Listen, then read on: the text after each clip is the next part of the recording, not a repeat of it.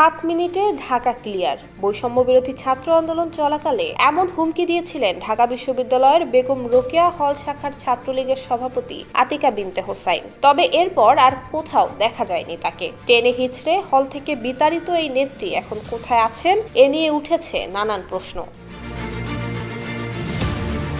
বৈষম্য বিরোধী ছাত্র আন্দোলন চলাকালে গত 16 জুলাই রাত 12টার দিকে একটি ভিডিও ভাইরাল হয় সামাজিক যোগাযোগ মাধ্যমে। ভিডিওটিতে দেখা যায় শিক্ষার্থীদের একটি দল হল শাখার সভাপতি আতিকা বিনতে হোসাইনকে টেনে হিচড়ে হল থেকে বের করে দিচ্ছেন। এ সময় তারা ছাত্রলীগের নেত্রীর উদ্দেশ্যে ভুয়া ভুয়া স্লোগান দিতে থাকেন। কিছু শিক্ষার্থীকে গালিগালাজও করতে শোনা যায়।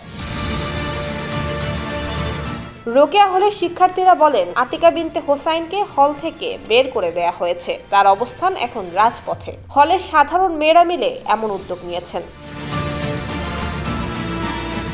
তাদের অভিযোগ, হলে থাকাকালে আতিকা বিনতে হোসাইন বিশ্ববিদ্যালয় প্রশাসনের পক্ষ থেকে যথেষ্ট প্রটোকল পেয়েছেন। তার নেতৃত্বে সাধারণ মেয়েদের উপর নানান সময় হামলা চালানো হয়।